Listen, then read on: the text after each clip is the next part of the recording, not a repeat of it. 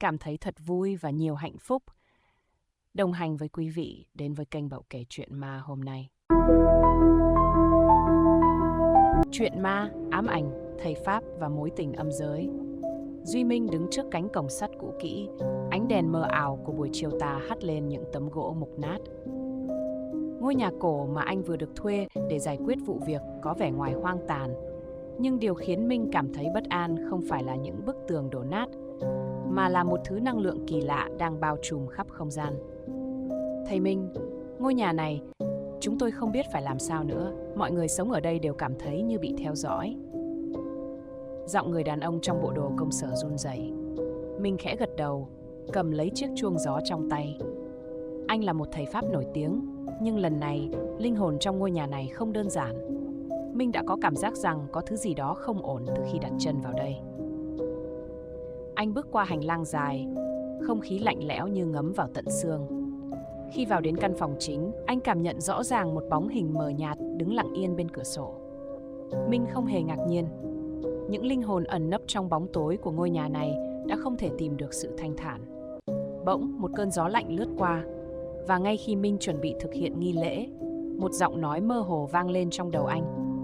Cứu tôi, đừng để tôi mãi bị giam cầm. Minh quay lại, ánh mắt đối diện với một bóng ma. Đó là một cô gái mặc chiếc áo dài trắng, mắt nàng đỏ hoe như đã khóc từ rất lâu. Cô ta không phải là vong hồn bình thường. Minh cảm nhận được một sức mạnh kỳ lạ, một linh hồn mang nỗi oan khuất chưa được giải đáp. Anh là ai? Minh hỏi, giọng lạnh lẽo nhưng không thể giấu nổi sự tò mò. Lan, tôi đã chết, nhưng không thể siêu thoát. Mối tình của tôi đã bị lừa dối. Minh cảm nhận được nỗi buồn sâu thẳm trong từng lời nói của Lan. Cô không phải là một linh hồn quấy rối, mà là một người bị trói buộc bởi mối tình oan nghiệt với một thầy Pháp cũ đã chết từ lâu. Cảm giác kỳ lạ lan tỏa trong Minh, và anh bỗng dưng không thể dứt khỏi ánh mắt của cô gái này. Giúp tôi thầy, tôi không thể thoát ra, tôi cần anh. Minh cảm nhận được sự thôi thúc từ sâu thẳm tâm hồn. Anh không biết lý do vì sao, nhưng trong giây phút ấy, anh hiểu rằng mình không chỉ đến để trừ tà, mà còn để cứu vớt một linh hồn vướng mắc trong tình yêu. Minh không thể rời mắt khỏi Lan. Cô gái ấy không giống như những linh hồn anh từng gặp. Ánh mắt cô ẩn chứa một nỗi đau đớn mà Minh chưa từng cảm nhận được. Anh nhắm mắt lại, cố gắng tập trung để tiến hành nghi lễ. Nhưng ngay khi bàn tay anh chạm vào cây gậy trừ tà, một cơn gió lạnh thổi qua, làm tắt ngúm ngọn nến trong phòng. Lập tức, căn phòng trở nên tối om. Minh cảm thấy không gian xung quanh mình như nặng trĩu thêm một lớp sương mù dày đặc. Một tiếng động nhẹ vang lên từ phía sau, như có ai đó đang đi lại trên sàn gỗ. Minh quay phát lại, tim anh đập mạnh khi thấy bóng dáng mờ ảo của một người đàn ông xuất hiện từ bóng tối. Đừng tin cô ta, giọng nói khàn đặc vang lên, lạnh lùng đến rợn người. Lan bỗng nhiên khựng lại, đôi mắt cô gái trở nên trống rỗng, như thể không nhận ra Minh hay bất kỳ điều gì xung quanh. Cái bóng kia dần dần rõ nét, là một thầy Pháp trung niên, mặt mũi nhợt nhạt. Đôi mắt hắn ta như hỏa diệm thách thức sự sống. Minh nhận ra ngay, đó là người mà Lan đã nhắc đến, thầy Pháp tiền nhiệm, người đã lừa dối cô và vướng phải một lời nguyền khủng khiếp. Ông là ai? Minh hỏi, giọng run rẩy. Người đàn ông chỉ mỉm cười nham hiểm, đôi mắt đỏ ngầu lóe lên đầy ma quái. Ta là người khiến cô ấy không thể siêu thoát, và giờ ta sẽ khiến ngươi cũng không thể thoát khỏi nơi này. Bất ngờ, sàn gỗ dưới chân Minh vỡ ra, từng lớp bụi bay lên và những vết nứt như bùng lên ngọn lửa ma quái. Minh cảm nhận được sức mạnh kỳ lạ đang vây quanh mình. Anh cố gắng thực hiện nghi lễ trừ tà, nhưng linh hồn của thầy Pháp kia đang cản trở. Ánh sáng từ cây gậy trừ tà yếu ớt, như thể bị hút vào một hố đen vô hình. Lan giờ đã không còn là cô gái yếu đuối trước đây, từ từ bước tới gần Minh, nhưng lần này đôi mắt cô đầy quyết tâm. Giúp tôi thầy, tôi phải trả món nợ tình ái này. Cùng lúc đó, một làn sóng khí lạnh ập tới, và mọi thứ xung quanh Minh dường như muốn nuốt chửng anh vào bóng tối. Anh không thể dừng lại, vì biết rằng nếu thất bại lần này, mọi thứ sẽ mãi mãi không thể cứu vãn. Minh phải lựa chọn, tiếp tục giúp Lan giải thoát hay đối mặt với lời nguyền vĩnh viễn từ thầy Pháp kia. Bầu không khí trong ngôi nhà cổ trở nên nặng nề hơn bao giờ hết. Minh cảm nhận rõ sự lạnh lẽo xâm chiếm từng tế bào trên cơ thể. Sự hiện diện của thầy Pháp cũ và linh hồn Lan khiến không gian như bị bóp nghẹt, như thể tất cả các cánh cửa dẫn ra thế giới bên ngoài đều đã bị đóng lại. Lan đứng gần Minh, đôi mắt sáng rực như ánh lửa trong đêm tối. Cô quay lại nhìn người thầy Pháp đã chết, vẻ mặt đầy thù hận nhưng cũng đầy kiên quyết. Ông ta sẽ không để tôi đi, nhưng tôi sẽ không để mình vĩnh viễn bị ràng buộc bởi mối tình này. Lan nói, giọng cô vang vọng như lời nguyền. Bỗng nhiên, bức tường phía sau Minh nứt toác, rồi vỡ vụn thành từng mảnh vụn. Từ trong đó, một ngọn lửa kỳ lạ bắt đầu bùng lên. Ngọn lửa không hề giống lửa bình thường, nó có màu xanh lục nhạt, rực sáng như ánh sáng từ một ngôi sao xa xôi. Minh kinh hoàng nhận ra rằng ngọn lửa này không phải là thứ mà con người có thể kiểm soát. Nó là một hiện tượng siêu nhiên, sức mạnh của sự báo oán và lòng thù hận tích tụ qua nhiều thế hệ. Ngọn lửa bắt đầu xoay tròn, cuốn lấy mọi thứ xung quanh trong một cơn cuồng phong. Minh cố gắng thực hiện nghi lễ trừ tà một lần nữa, nhưng ngay khi anh niệm câu thần chú, ngọn lửa xanh lập tức tắt ngấm, tạo ra một tiếng nổ lớn. Mọi thứ xung quanh anh tối sầm đi, chỉ còn tiếng thở hổn hển của chính mình. Lan quay lại, ánh mắt cô giờ đã không còn nỗi buồn, mà đầy sự đau đớn và quyết tâm. Chúng ta không thể trốn tránh nữa. Nếu anh không giúp tôi, cả hai chúng ta sẽ bị kéo vào thế giới này mãi mãi. Vừa nói xong, những bóng ma mờ ảo từ bốn phía bắt đầu xuất hiện, vây kín lấy mình. Những linh hồn vô danh này chính là những nạn nhân trong mối tình oan nghiệt của thầy Pháp cũ. Tất cả đều mong muốn được giải thoát, nhưng không một ai có thể đi. Giúp tôi thầy, Lan thì thầm. Chúng ta chỉ có thể giải thoát khi ngọn lửa này tắt đi. Minh cảm nhận được sức mạnh đang dần dần tan biến trong tay mình.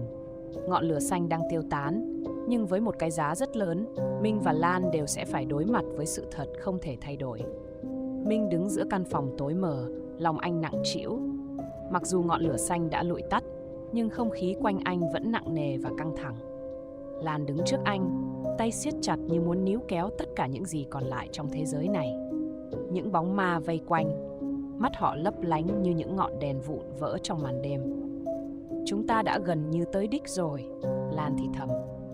Nhưng anh không thể làm điều này một mình Minh. Anh cần phải hiểu rằng mọi thứ không phải là ngẫu nhiên. Ngay khi cô dứt lời, căn phòng bỗng tối sầm và những cơn gió lạnh bắt đầu luồn qua khe cửa sổ. Minh cảm nhận được một thứ sức mạnh khủng khiếp đang tụ tập quanh mình. Những bóng ma giờ không còn mờ ảo nữa, mà trở nên rõ rệt, từng gương mặt nhăn nhúm, đầy vẻ thù hận nhìn Minh chằm chằm. Bỗng một tiếng rắc lớn vang lên từ bức tường đối diện, rồi vỡ tan. Một bóng đen khổng lồ từ từ xuất hiện, đẫm máu và tỏa ra mùi tanh nồng của sự chết chóc. Minh nhận ra ngay, đó chính là hình dáng của thầy Pháp cũ, người đã tạo ra lời nguyền này. Ngươi không thể cứu cô ta, Duy Minh, giọng thầy Pháp vang lên, sắc lạnh và đầy ám ảnh. Cả hai các ngươi sẽ mãi là của ta, vĩnh viễn không thể thoát khỏi nơi này. Lan quay lại, đôi mắt cô bừng sáng. Không, tôi không thuộc về ông nữa. Bỗng nhiên, một cơn gió cuộn lên từ dưới đất, mang theo một ánh sáng xanh lục kỳ dị. Minh chỉ kịp thấy đất dưới chân nứt ra như một vực thẳm sâu thẳm, kéo theo những linh hồn vong lạc đang vật vã kêu gào. Minh không còn thời gian suy nghĩ, nắm chặt cây gậy trừ tà trong tay và ngay lập tức anh hét lớn, giải thoát cho cô ấy. Một luồng ánh sáng mạnh mẽ bùng lên, xé toạc bóng tối và cuốn lấy hình dáng thầy Pháp kia. Nhưng khi bóng đen của hắn ta bị kéo vào, Minh cảm nhận được một sự thay đổi đột ngột. Một ánh sáng chói lóa bao trùm căn phòng và Lan bỗng nhiên khuỵu xuống. Mặt cô đau đớn như đang chiến đấu với chính bản thân mình. Minh, tôi không thể. Lan khẽ thốt lên, đôi mắt cô ngập tràn nước mắt. Đây là sự lựa chọn cuối cùng. Ngay lúc đó, Minh nhận ra rằng để giải thoát cho Lan, anh không chỉ phải đối mặt với lời nguyền của thầy Pháp mà còn phải hy sinh chính mình. Một quyết định khó khăn chưa từng có. Minh cảm thấy cả cơ thể mình như đang bị hút vào một khoảng không vô tận. Cái bóng đen của thầy Pháp cũ bị luồng ánh sáng xé toạc và cuốn đi, nhưng những linh hồn vong lạc xung quanh vẫn không ngừng gào thét, dường như chưa thể siêu thoát. Cái không gian u ám này vẫn còn bao trùm, và Minh biết rằng trận chiến này chưa kết thúc. Lan ngã xuống đất, đôi mắt cô nhắm chặt và môi cô mấp máy như đang niệm một lời cầu nguyện. Minh vội vã chạy đến, cảm giác trái tim anh như ngừng đập khi nhìn thấy cô. Một cảm giác không thể diễn tả bằng lời, dường như một sức mạnh tối tăm nào đó đang hút dần sự sống của cô. Lan, Minh quỳ xuống bên cạnh, nắm lấy tay cô.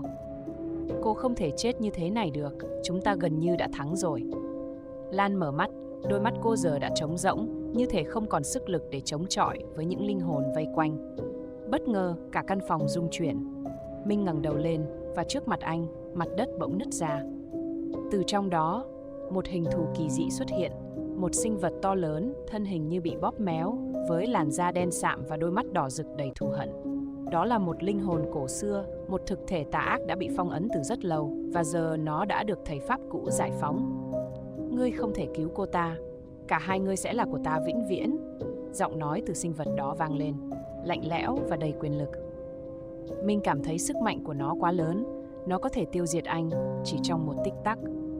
Nhưng lúc này, anh không còn sự lựa chọn nào khác, anh phải đưa ra quyết định cuối cùng.